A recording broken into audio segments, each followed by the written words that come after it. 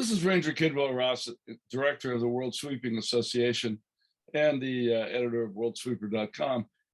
Today we're talking with Phil Duncan. He is a principal with Maximus Insurance Group, and they are the endorsed agency for the World Sweeping Association.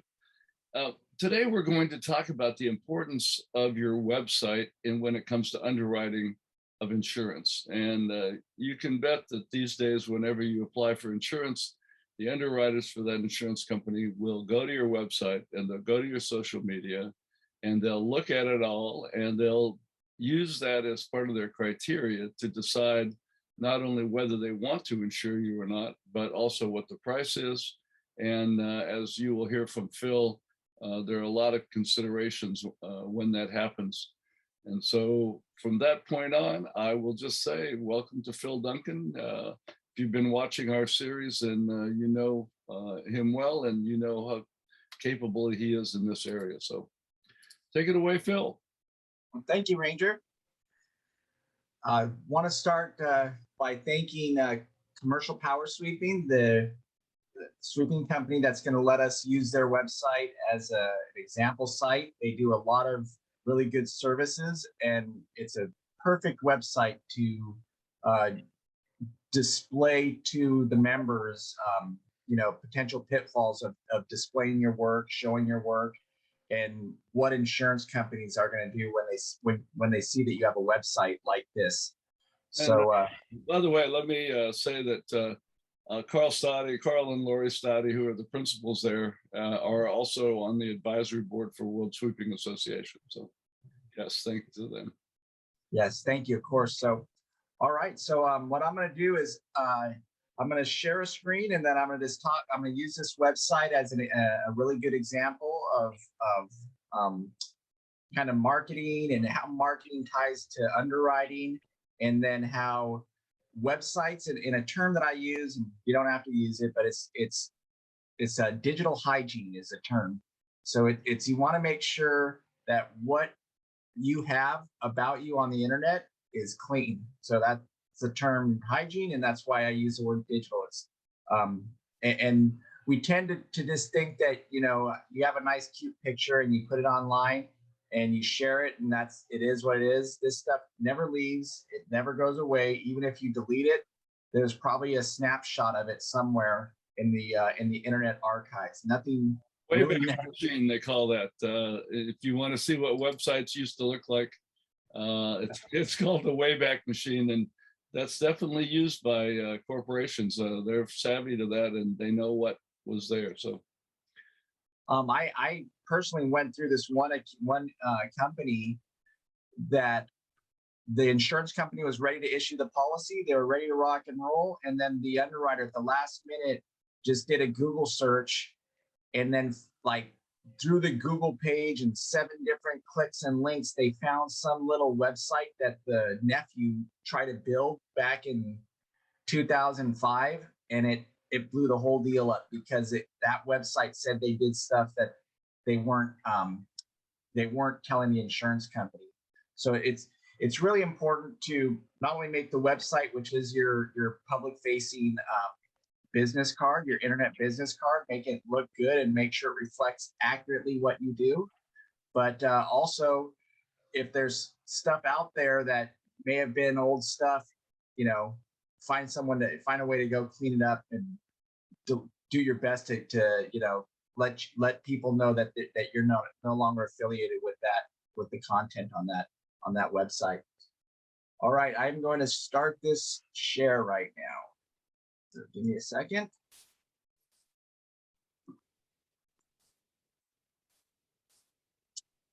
All right, here we go. So this is a very good website, a lot of good graphics on it. You can tell this is a sweeping company, and right off the bat, America's premier sweeping and maintenance firm.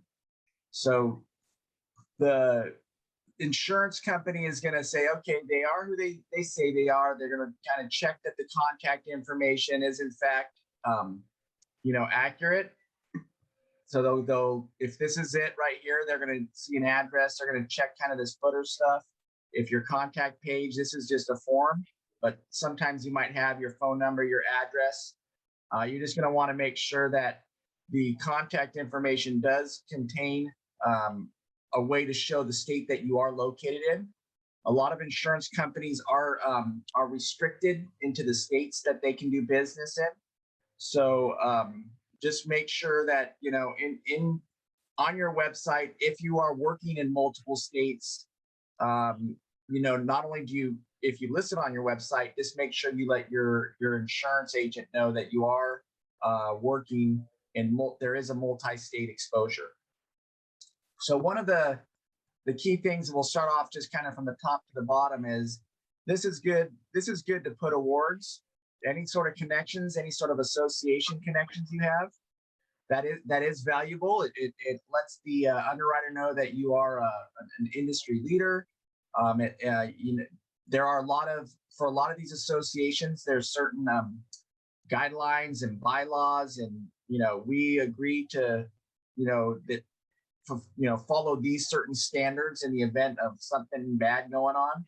So this is it's a really good to mention any sort of associations that you're connected to, because typically those associations and those awards have some prestige to them. And I want to jump in for a sec here, Phil, to say, for one, we can emphasize that if you're a member of the World Sweeping Association, remember, all members have signed an ethics in power sweeping statement. So there are specific ethic requirements just to be a member of the World Sweeping Association. And your insurance company may well appreciate getting a copy of that, which are on the website. If anybody has a problem finding that, let me know. And then I want to go back down to the Contact Us page, if you would, Phil, because I noticed that they have on the bottom there, see all the places they belong to.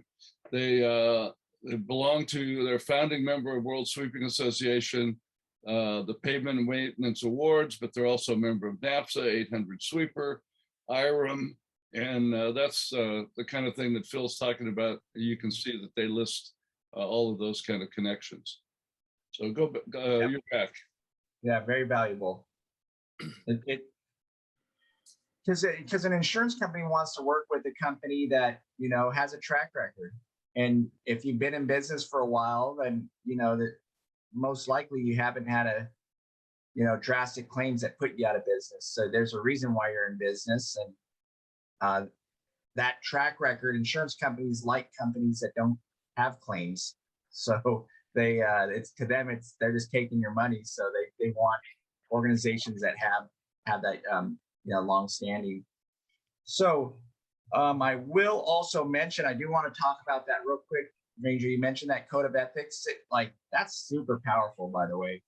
Like, you should put that on your website if it's not already, or somewhere. Whenever you talk to a client and have a new marketing, if you sign that code of ethics statement, share that with your clients, and that there's a lot of value to that.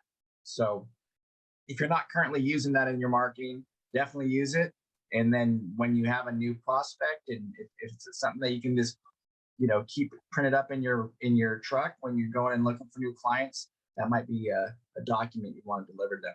When we not only provide a handout, remember, here for WSA members, but we provide one that's in the form of a certificate that you can put on your wall, put that in the break room, or you know, frame it on the in your office, so your employees know the kind of ethics that you work with too. And that's another group that you know need to know. Oh, yeah. And so that that's under our company, they talk about that they have a variety of pavement maintenance services there throughout Virginia. Now it's up further, first paragraph, right-hand side of the second line down, services throughout Virginia and North Carolina. So now we know what states they operate in, and if they said, and of course they didn't, but if a company were to say, you know, hey, we're in Virginia, that's where we sweep, and now they get their insurance based on that, then it's suddenly you get a claim from North Carolina. Maybe your insurance company isn't even authorized to insure somebody in North Carolina. Then I don't know what would happen then, but it wouldn't be good. And that's why these underwriters they go to these websites, they're going to look at the application that the insurance agent provides them, but then they're going to go and do their own diligence. They're going to go search you up on the internet, and they're going to see these types of comments. And if on your application you don't tell them you're going to North Carolina, and they find out, on their own efforts that you do, it just raises a red flag to them. Like it should have been disclosed initially, and you don't want them finding out. You don't want them getting sucker punched that your website says something different than what your application and what you explain to your insurance provider. So that is definitely key. I want to tag on this too, that one that standards item can be used as a tailgate topic too with your employees. So when you are talking, as you meet with your employees, and you want to show your workers' comp carrier that you do monthly tailgate topic meetings, that ethics standard is definitely a topic that can be used. Because and to jump in here again, we also have, as a member of the World Sweeping Association, we have a safety update called Safety First, provided by John Miola, who's internationally recognized safety professional. And on the 15th of the month, every month, WSA members get a rundown of safety topics that can be used and should be used as part of your once-a-month tailgate, like Phil is talking about. And also make sure you have your employees sign that when they're at that meeting. So if there's an accident or something down the road with one of your employees, you can show that they were at a safety meeting every month. Or conversely, you can say, oh yeah, he was there. Well, you can't prove it, but if you pass around a signature sheet, that's the way to show it. Have that in their file. And we're talking about a good thing too. It's like this, safety, mentioning safety on your website's not a bad thing too. Like how your pride, like this high level of commitment, like this is pretty good. So if you mention, how you value safety, and it's a big part of what you're doing. Obviously, an insurance company is gonna take that into consideration when they're reviewing your risk. So I'll jump down to this line. So we can see right here, this is kind of their core business: power sweeping of streets, parking areas, and construction areas. And just a quick breakdown between these three. Streets is probably the biggest exposure out there. If you're maintaining public roads and streets, there's just more chance that you're going to have a loss in the insurance company's eyes. This is the highest in the insurance world. This is the highest exposure because there's going to be cars on the side of the road. There's going to be people driving around you on the side, on the left. You're going to be in traffic. There's just a lot that can be going on when you're doing the sweeping on public roads. So not every insurance company is excited about public roads and street maintenance. So if that is part of your plan and you discuss it on here, definitely be prepared to pay a premium for it. And then I will also mention that, yes, you might be able to do it, but if you don't have clients that are asking you to do it, don't necessarily say that that's work that you do. If you're in the parking area maintenance, and that's where all your customers are, don't advertise for public road sweeping if you don't have those clients, because an insurance that might limit the available markets for you, and then it also might make an insurance company charge you more just for the chance that you might have that exposure. The best route to do it is say you don't have that work, and if you get the opportunity to do that work, then you let your insurance agent, you let your insurance company know that, hey, I have a chance to do this type of work. Here's their requirements. Usually it's a public entity that is going to, like the state or the city or the Department of Transportation, some government entities requesting you to have coverage, and then you can add that coverage on down the road, or if the work warrants it and it's going to be a valuable contract, you can potentially change insurance companies to get a policy that would cover that work. But again, if you have no intention or you don't have any clients doing street work, don't advertise for it. And kind of what some people have done is when it comes around time to buy your insurance, you just have your web person kind of disable that link and hide that page. So when the underwriter does find your website, there's no mention of some of that language. So this might be something, let's just say commercial power sweeping doesn't have any intention of sweeping streets in the next 12 months, and they want the best price for their insurance. They might go to their web guy and say, hey, shut this link off for me right now while I go through the renewal, because right now all we have is parking area stuff. And then once the policy gets issued, then you can reactivate that link. So parking area, really solid. Now I will show this kind of the pictures that you put on here. Make sure this is actual real work. These are your pictures. This is obviously showing that it's a sweeping of an industrial area.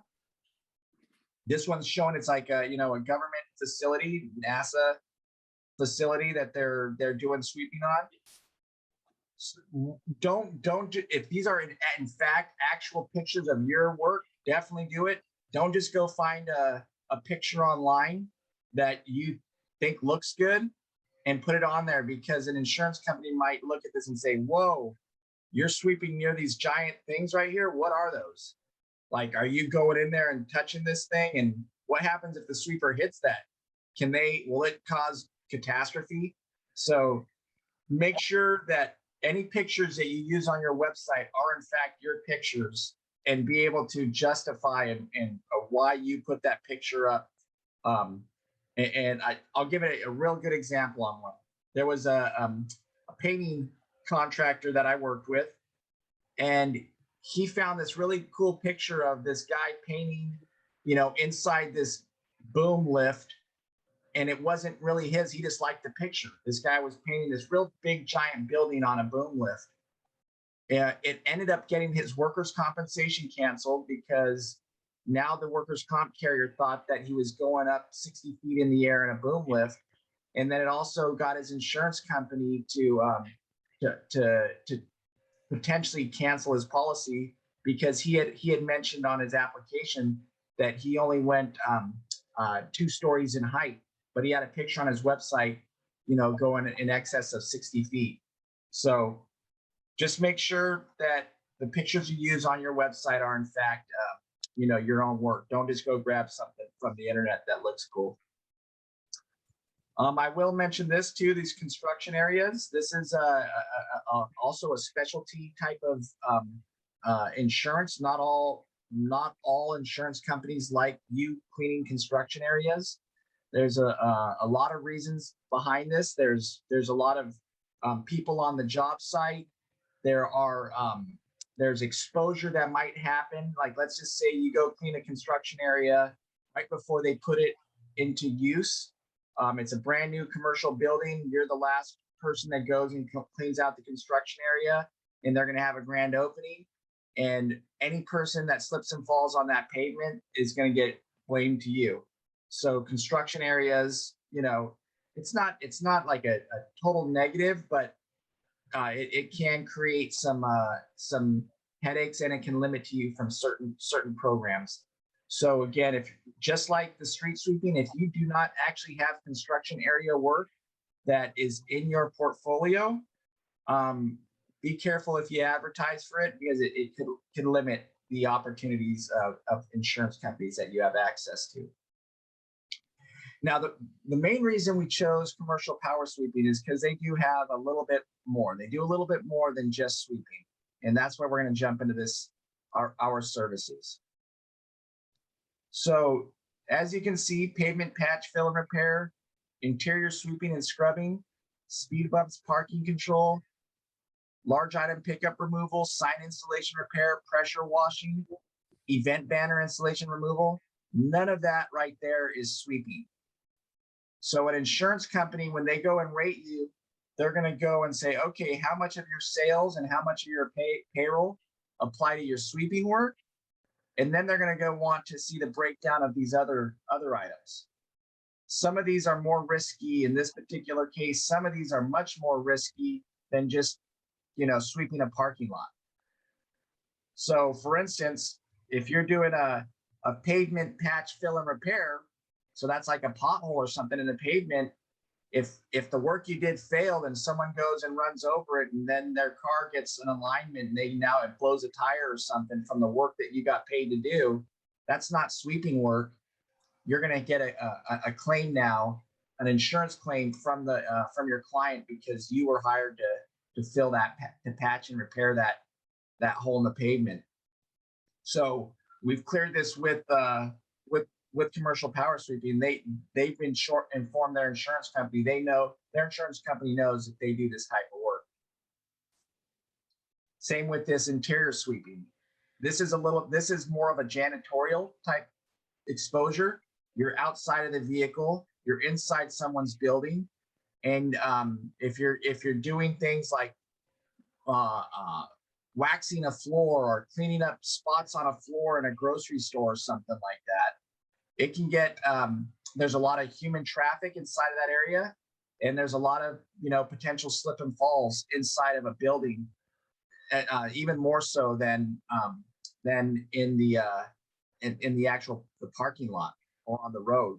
So again, this is more of a janitorial exposure. It's not a sweeping exposure.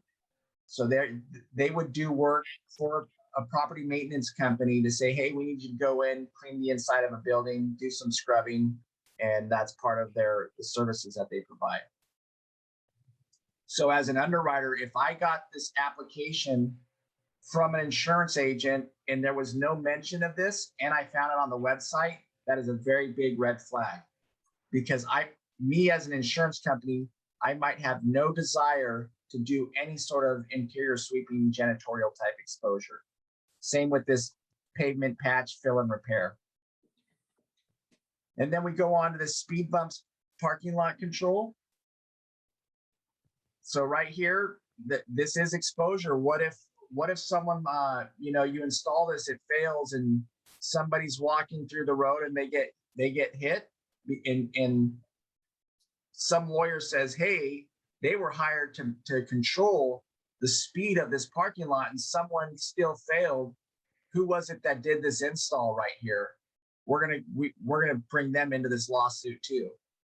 So whenever you get paid for a specific task or service, you're also getting exposing yourself into the liability and risk that your client takes on when they pay you to do that work. So this is a statement. If you think your traffic flow or safety might be improved, request one of our free needs assessment. So you are saying we're going to help you with your safety. And if you went and did this install, then it's going to be, you're now going to be on the hook if something happens and it fails and there's a loss of some sort. So not every insurance company wants, obviously with that type of exposure and people getting hit, they don't like that type of exposure. And it's much different than the exposure of maintaining an asphalt or a parking lot. Let me break in here too, Phil, to say, as an example, on the website there, they're saying we are familiar with a wide variety of traffic flow solutions, have installed them at numerous commercial properties. If you think your traffic flow and safety might be improved, request one of our free needs assessments. So they are actually with that statement, and they're very capable at this, so there's no problem there. But you are putting yourself on the line for that, rather than saying, if you have worked with a traffic flow specialist and they are telling you your traffic flow or safety might be improved, we're the people that can install the recommended equipment, that's a whole different statement. So You hit on something. So one is you're getting paid for advice, and that's more of what in insurance world they call that professional liability. And then the other one, you're getting paid for the work. That's your general liability. right. So if you're going to give this type of assessment and give someone your expert opinion, general liability doesn't cover opinions. Professional liability covers that professional opinion. So if this is if you're going to go and provide that type of service and certify stuff, then make sure you have the proper insurance to cover it, and make sure your insurance company is aware that that's part of your overall service. And you can see the statement right here. It's pretty powerful. Commercial power sweeping is a one call does it all company. That you're opening up, you're pretty much looking when our customers have needs that involve exterior and sometimes interiors on the property, we're the one they call. From burned out lights to getting rid of collection stuff. So now you're telling the insurance company that you might replace light bulbs. That has nothing to do with sweeping whatsoever.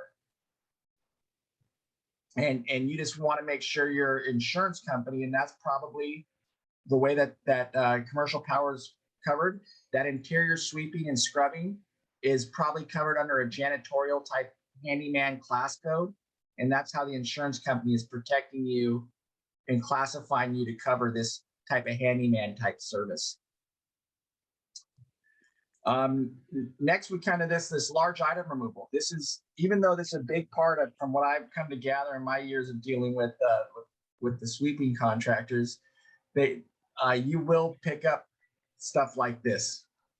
It's a big part of what you do. And remember this, the way you're being rated in insurance is you are driving a commercial vehicle and the machine is doing all of the work. You're just driving it. The machine's doing the sweeping, the machine's doing the cleaning. This large item removal is a human being exiting the vehicle and they're doing the work. And depending on where the stuff is, they might pick something up, they might get out, they might damage the outside of a building, they might pick something up and drop it and injure a passerby. There's a lot of stuff that can happen in the debris removal space. So if this is part of your operations, incidentally, this is not a very big exposure from an insurance company's side, but it's different exposure from the sweeping side. And if this is a portion of your operations, many insurance companies have this class code called debris removal, and the rate in many cases is significantly lower than the actual maintenance, the actual sweeping, and the sweeping, the operating the vehicle sweeping rate. So that is, if this is part of your business plan, make sure that you're covered properly for it. Make sure you let the insurance company know up front. And if this is part of it, it can potentially lead to some lower pricing if you can determine how much of your overall operations comes from the debris removal. Same here. This has nothing to do with sweeping, sign installation and repair, but commercial power sweeping is a one-stop shop for property managers, and they got a crew that can do this work efficiently, and their insurance company knows that they do it. So these are different exposures at a couple levels. One, the content that's on the sign, and then two, the installation of the sign. If you put something up and it falls and it hurts someone, or let's say that you were hired to put a speed limit sign up, and it fell down or something, and now the speed limit wasn't posted properly, or this handicap parking sign failed and fell down or something, and someone said, well, there was no sign telling me it was handicapped, and they get a fine. They could bring you into that type of insurance claim. So I use this. Go for it. Oh yeah, let me jump in here.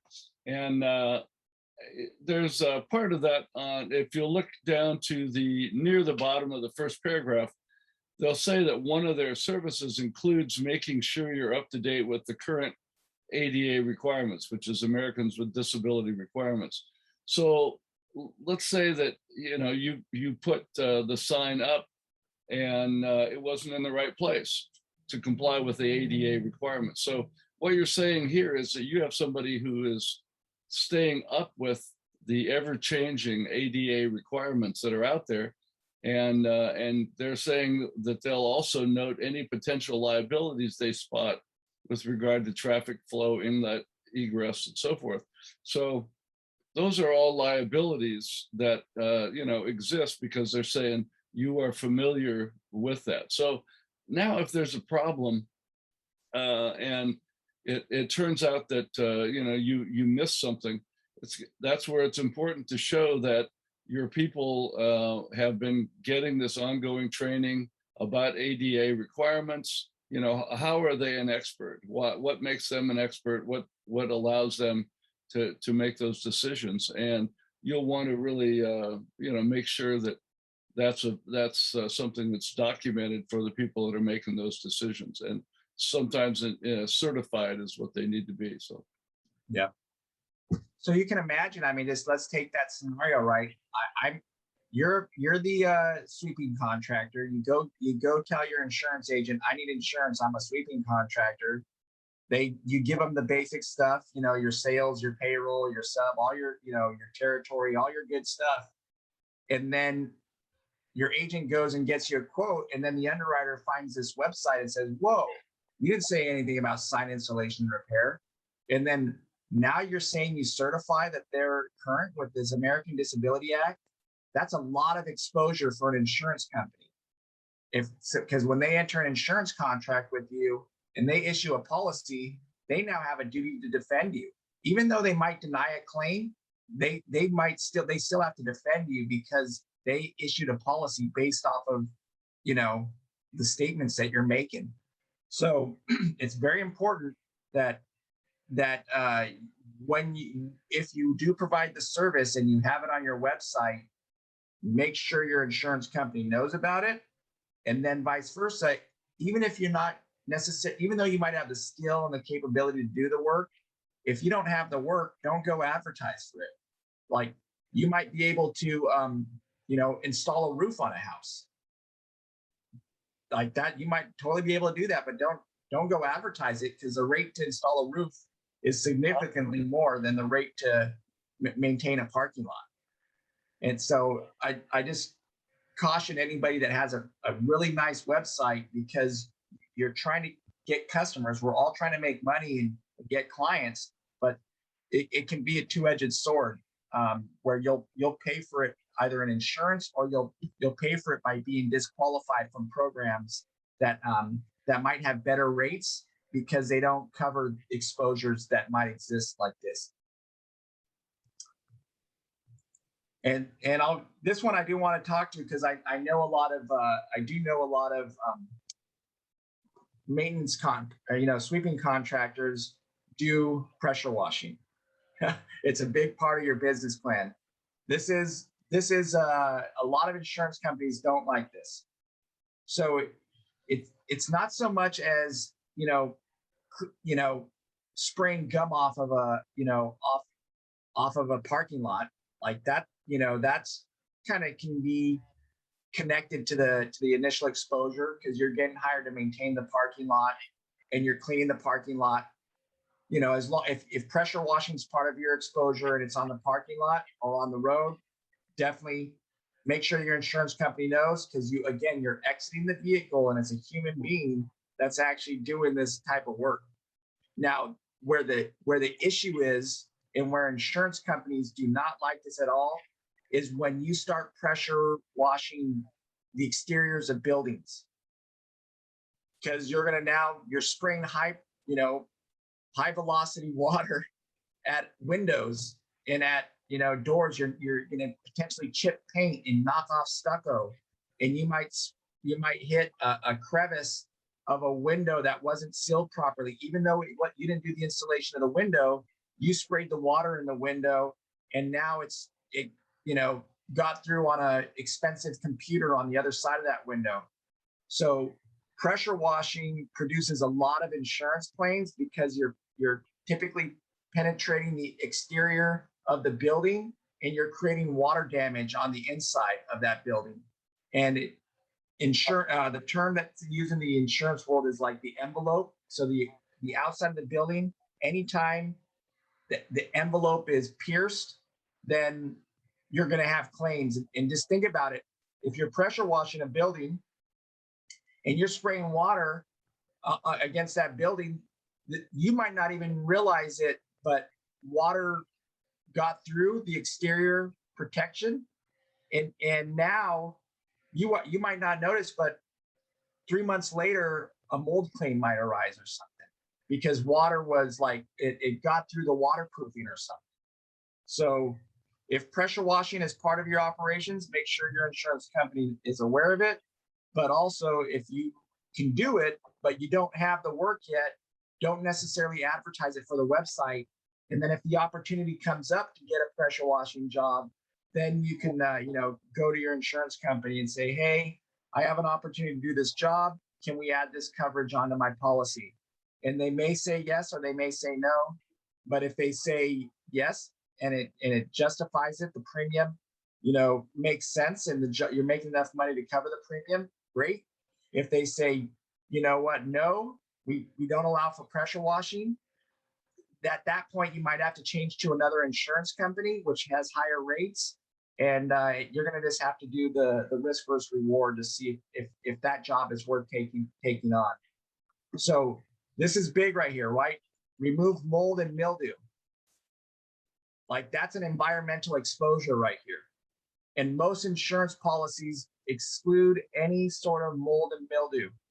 So if you're being hired to remove mold and mildew and it comes back, or someone gets sick from the mold and mildew, the company that paid you to remove that mold and mildew is going to come back after you. And this is, you're making some broad statements when you're saying, you promote health, you protect against injury, and you remove mold and mildew. You're now opening yourself up to an environmental and a pollution exposure. And like I said, most insurance companies, every single general liability policy excludes this, unless you buy either another policy called a pollution policy, or you get what's called an endorsement that buys back the exclusion. It's a modifying the policy as it exists in its pure form to allow you to do for this type of work. And then the last one we'll go through is this event banner installation. Obviously, this is not sweeping. It's a different exposure. There's going to be somebody up on a ladder doing some installation, or in a boom kind of doing this type of work. There's people walking around underneath this. There's a possibility that someone can get hurt, a bystander can get hurt, not only while you're doing the install, but even after the installation's done. A kid, this is I got an 11-year-old and a 13-year-old. This little thing right here is what they call an attractive nuisance. Like, tell me a young kid that doesn't want to play on something like this. So they go and they play on it and they get hurt. You're the one that's liable for that because you did the installation of this type of work. So this is definitely a really good website explaining a lot of different services that are not necessarily power sweeping services. If your organization, wants to provide all of these wonderful services, make sure you have the work. Don't advertise it if you don't have the work. And if you have a website that's built and you like the way it looks, when it comes time to buy your insurance or right around renewal time, I would recommend that you work with your website developer and have them, hide certain pages until you get your policy issued, and then have them turn them back once you get your policy issued. And that's, of course, only if you're not doing those services. You don't want to hide them, Exactly. if you're doing them. But yeah, if those are services that you're not actually doing, you just hope to be doing, that can be a different thing. Well, I think that does it. Thank you, Lorraine and Carl, for letting us use your website to demonstrate it. Look, you have a one amazing company, it looks like. Oh, it is an absolutely amazing company. And I want to say also that Lori is not all that short. Carl is really tall.